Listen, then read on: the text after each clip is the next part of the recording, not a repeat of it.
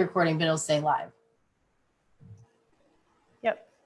All right, and we're live. Hey, everybody. This is Nikki Burnett. This is Functional Friday. So we have me, or myself, and Gabrielle Grandel, where we're going to talk about fun things all about functional nutrition. I'm a functional nutritionist, and my practice is Taste Life Nutrition. And Gabrielle works with me, also functional nutritionist. I'm going to let you give all of your details. But she helps me with my clients when I see my clients. She works on the health coaching side. So we make a great team because we both, although we do similar things, we like our favorite things are a little bit different, right? Yeah, I like what you do with your clients too. I like the science and the labs as well, but I do enjoy working with your clients as an extender for you to help them with the mental, emotional aspect of kind of putting these protocols in place. Yeah, which is amazing. So you were trained, it's a partnership with the Institute for Functional Medicine, right? Right. So my background is as a dietitian, and then I've been practicing functional medicine, nutrition since 2012. I went on to get my coaching certification through the Functional Medicine Coaching Academy, which is in collaboration with the IFM. Right. And then I went on to get national board certified as a health and wellness coach as well. Awesome. This is why I love Gabrielle. She's a super smarty pants. And it's great working with you. Yeah, absolutely. And I'm going to apologize to everyone. Even those of us in the health and wellness world still get sick. So I am fighting a cold. Okay. Sorry, the husband's leaving. Got to say bye. But fighting a cold but getting through it. So I'm sorry if I do a little bit of hacking. So anyway, let's start jumping into gut health. Gosh, it's going to be constant. Talk about gut health, and we want to focus a little bit. Well, we want to really focus on leaky gut. And what does that mean? And it's going to, I believe our plan, I think it would work well if we focus, talk about leaky gut today, and then sort of break that off into pieces, little parts and pieces, and kind of have it as a series so we can break it down into the things that can come from dealing with leaky gut and then sort of move that. So these aren't terribly long, and we don't bore you too much with our, nerdiness. Yeah, absolutely. Yeah. Cool. So maybe just talking a little bit today, just kind of about what leaky gut is and what causes it and how you could prevent that, maybe some testing options and things to see if that's what you're experiencing. Yeah. I think one of the first things, just to kind of to jump in to remember is that leaky gut can be in certain situations a normal process. Zonulin goes up. There's a protein called zonulin. It goes up. The cells come apart, or the cells come apart from each other. And there are certain situations, pregnancy being one of them, where that's just part of the process and what happens. But what we want to avoid is this chronic situation where the cells are chronically separated or chronically, a cell itself is coming apart. Do you agree? Yeah, I think it's very, very common just because of our environment and, what our standard American diet and kind of our culture and what's happening, what we're ingesting and what's around us that makes this a pretty common thing. Yeah. Agreed. Oh my gosh, this is going to be awful. Sorry. So one of the things that I think that we can hit on, we don't need to dig too deep into it, but there are multiple things that can increase this. It is a protein, right? The protein zonulin, it's a protein, right? Yeah. That can increase zonulin, but one of them, which is a really big problem, especially in our country, is going to be gluten. And, you know, there's the so many people believe that gluten-free is a fad and that gluten's not a big deal. And, you know, coming from where Gabrielle and I come from, it's a really big freaking deal. And the data is there. And, you know, the big part of it is the fact that we have, it's genetically I'm sorry, it's not genetically modified. It's hybridized to increase the gluten content so significantly. I believe it's like 300 times. And our bodies don't deal with it well. And then on top of that, we've got the pesticides and herbicides, which the data is showing and has shown, or I guess are proven, that those in and of themselves create leaky gut. So you have this sort of this, you know, these multiple factors that are just bombarding the gut if you are eating the standard American diet, eating a lot of gluten containing products that are not organic and that are coming from wheat that are not heirloom grains. Yeah. So maybe let's back up just a minute and just kind of explain to people. I think what a lot of people don't realize is the gut, you know, so it's this long tube inside of us, right? From our mouth to our anus. And it's actually, you know, it's quite a big space, about 400 square meters or so.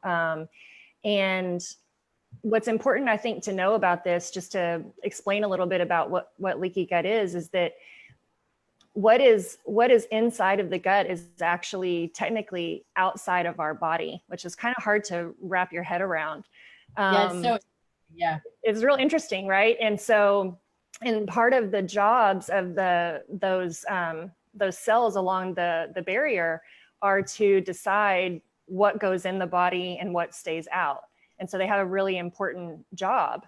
And then, like Nikki was saying, you know, there's a lot of things, like gluten being one of the main drivers, that affect those tight junctions between the cells, which would then open it up and allow for things to leak in and leak out. And that's where that term comes from. Yeah. But we want to talk also about some other things that that drive that. But yes, I do want to second that so many people think that gluten-free is a fad, and it's absolutely not the case. And there's so many different proteins found in gluten, and there's so many different, you know, other sources of gluten outside of just wheat, which is one of the most, you know, common ones. So, you know, so that's important to know. And so diet, obviously, you know, is a huge factor for this. But I wanted to touch on a few other things that could cause it, that are, again, you know, pretty common in our society. And so diet, we talked about, which would be things like gluten and dairy and genetically modified organisms, but also our lack of fermented food, and fiber, right? You know, you know, the recommendations, you know, are supposed to be about 30 grams, which I'm usually pushing for closer to 50 grams if I can get people to do that. But, you know, most Americans are only eating about 8 grams or so a day, which is like nothing, right? Yeah. So we have so much sugar and, you know, processed foods in our standard American diet that are not allowing for us to have a good set of bacteria or microbiome, or good flora there. Also, you know, so things like infections, right? Like bacterial infections, parasitic infections, viral infections, all of those things play a role. Heavy metals, right? And then, you know, some of our standard medicines that a lot of people take, you know, the non-steroidal anti-inflammatories like ibuprofen and Advil and Motrin. Those things that we just take all the time, like it's like candy. Totally. Or how many people do you know that take proton pump inhibitors? Oh man, the worst. Yeah. Or how many times are we giving out antibiotics? You know, just here, you got sick, here, take a Z-Pak, or here, you know, here's an antibiotic. And so I don't know about you, but how many clients, well, even the clients that we work together on, have such a long history oftentimes of taking these things, even though, like, for example, the proton pump inhibitors are only supposed to be what, a maximum of like 6 weeks or something. People are on it. Like 14 days. But yeah, indicated for a very short period of time.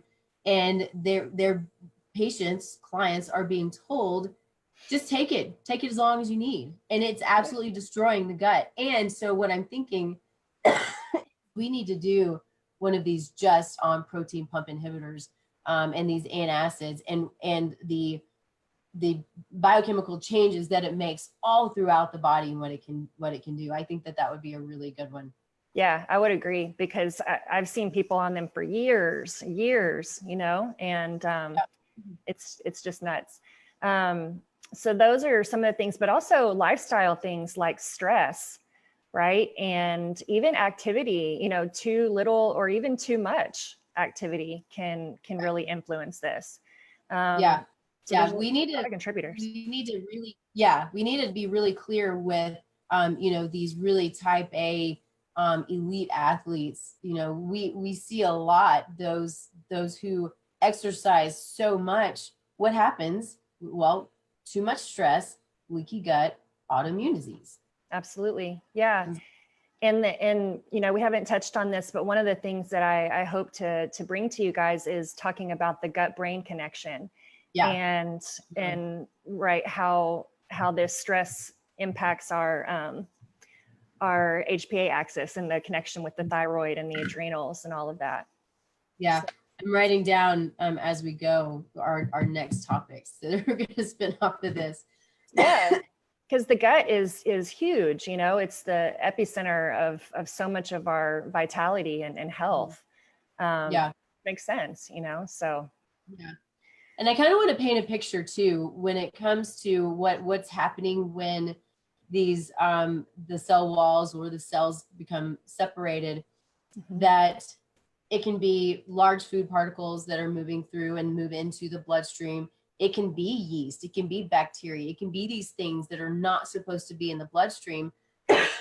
And what's that going to do is going to create a really massive inflammatory response, which is why, you know, if someone has an autoimmune condition, I mean, it's like, I don't even feel like, I mean, I don't waste the money on testing for leaky gut, because we just already know that there's a leaky gut situation, and we want to work on and repair the gut in order to help to bring this autoimmune condition to a much more balanced place, and you know, reducing symptoms and that kind of thing.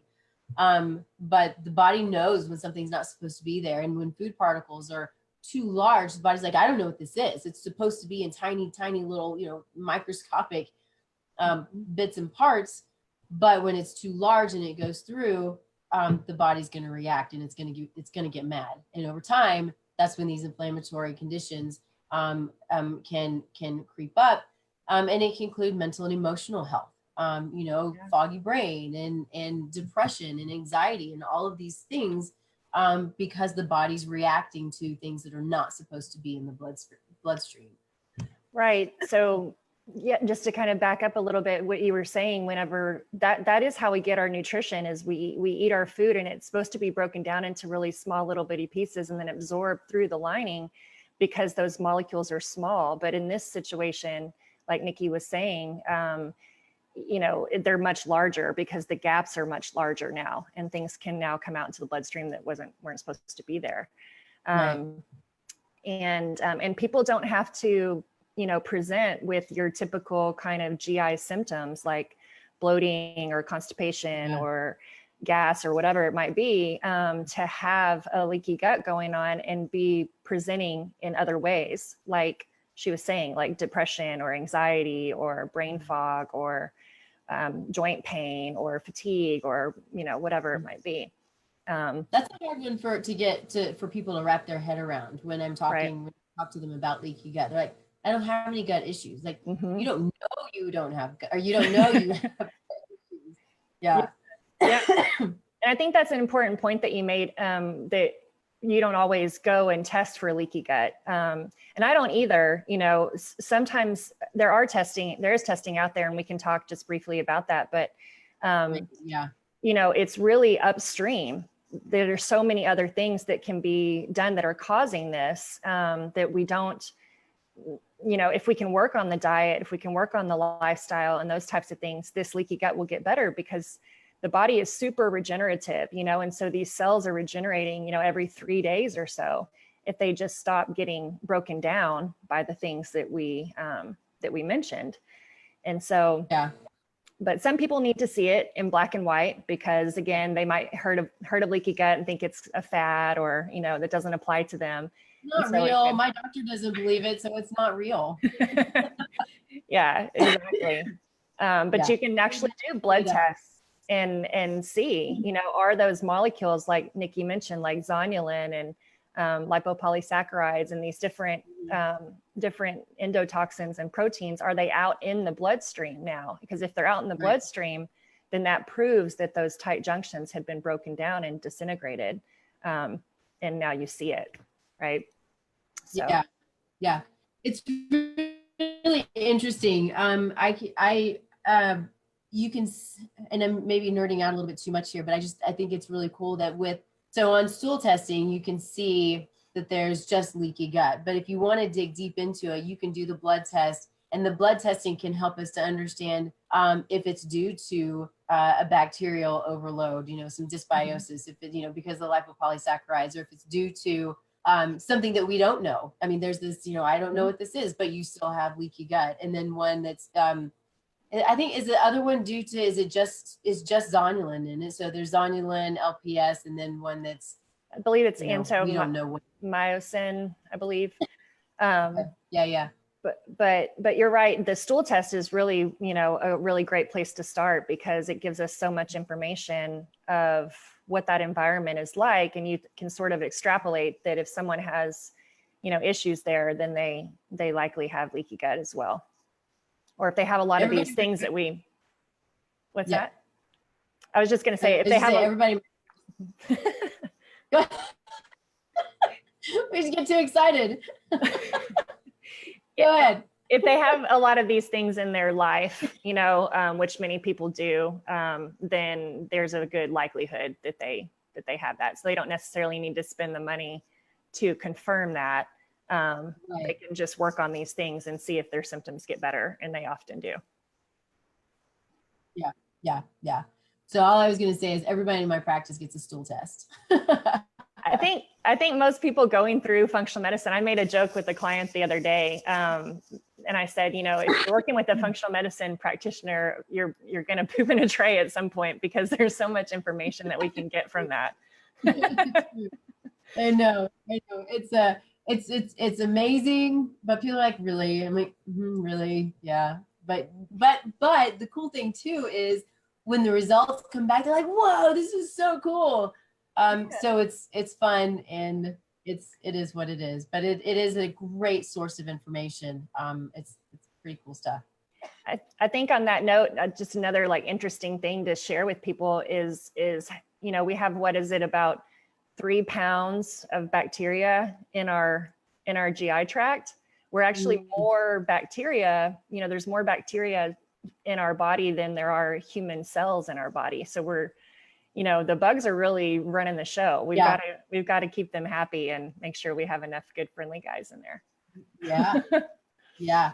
Well, and that's such an important point, because that's what we are. I mean, we're just bug carriers. And the bugs, if they're good bugs, they are our healthy immune system. They're our healthy mental and emotional state, right? If they're bad bugs, they're our really poor mental and emotional state and our really poor immune system. And the body just wants to fight that. And so it just becomes this kind of nasty, vicious circle, which then also creates more stress and creates more inflammation. And you have this, it can get really ugly. And that's how, when you start to see people spiral, that's kind of that spiral.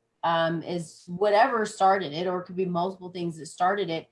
You know, we are not created or living in a vacuum. Everything in our body's connected, including all of the bugs, which are our personality and are who we are. And then, of course, you know, we're energetically connected to everything and everyone around us, which is just an amazing thing. I just love it so much. Like, whoa, it just makes it so big. But knowing that what we do, and I'm kind of going off a little bit, I do this on another show that I do too. We kind of go off on the mindset and the mental and emotional and the energetic, because there is, knowing that my mood, mindset, health affects everyone around me. Yeah, absolutely. That's a really interesting concept, and something. So what show do you talk with people about that? You can invite them there. So it's Matt Rowe. And Matt Rowe's he's with Parsley Pets. And so he and I have a show on Thursdays at 4:00 Mountain Time that is called Real Raw Health.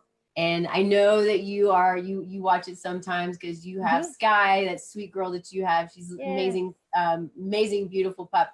And so we talk a lot about nutrition. We do a lot of human nutrition too, because there's a lot of similarities and there's some differences. But our goal is to educate people on feeding dogs real, raw, healthy food. Food is not human food. Food is food. And our family members, which include our pets, deserve food. They deserve real food. That's what they should eat. So I'll stop. Totally went off. Yeah, that's such a good point, though, because we've been sort of indoctrinated, to think about it differently. So I'm glad that you are providing that information to people. So yeah, thanks. Fun. So just wanted to tell you guys, whoever's listening, we appreciate you listening. We, on this kind of setup, we can't see anybody's questions like you can on on Facebook Live. So if you have a topic, if you have a topic that you want for us to discuss, please reach out to us, and we'd be happy to incorporate that in. We're going to do these on the first Friday of every month at 12 o'clock. Friday. Yes, 12 o'clock Central Time, which is 11 o'clock Mountain Time. And what else? We also see people, individually. Yeah, thank you. So I see people at Living Well Dallas. And I also see folks virtually. I see, Nikki's clients virtually because she's in Colorado and I'm in Dallas. So we can do that video or phone. And you can find me, you can call the office at 972-930-0260. I do free 20-minute phone consultations if you'd like to see if it's a good fit to work together. And then of course I see people in the office as well. And then I'm part of Nikki's functional nutrition program for her clients. So you can tell them a little about that. Everybody loves Gabrielle, let me tell you. Yes. It's just a good team. It's a good partnership to come at it from all these angles. Yeah. It is. It really provides, it's a level up of care. When I know where my strengths lie and don't lie, and can bring somebody in as versed in nutrition and functional medicine as you are, and help them, and be a partner, because that's kind of we want to be partners with our clients, but we're also partners with each other for the sake of the client, which is just really an amazing and great way to approach it, as far as I'm concerned. And I didn't even know it was possible. And Gabrielle says, hey, let's think about this. It's like, oh, we're not thinking about it. We're totally doing it.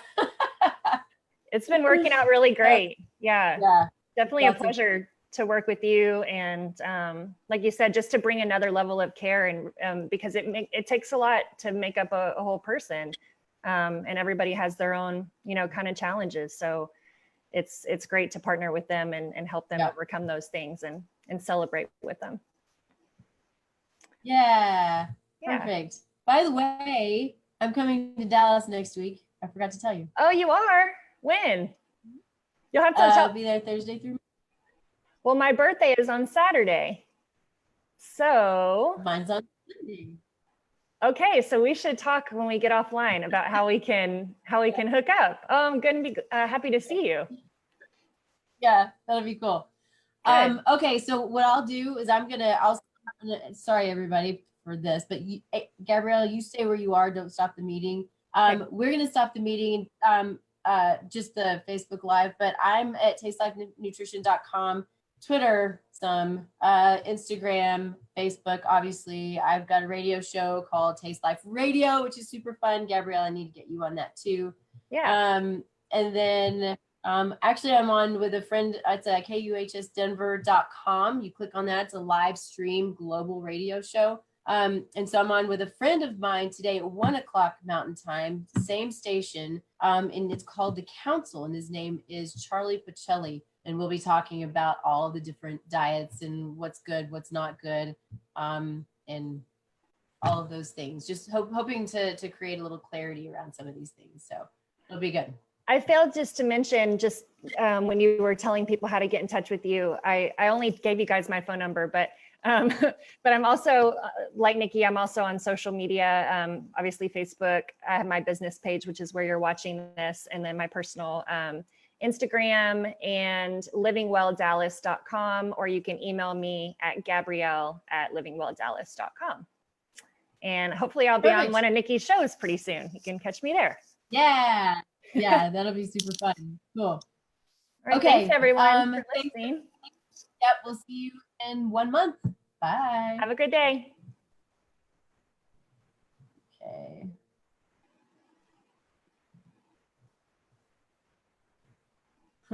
Hold on, let me see if I can. We're still live, by the way. Okay.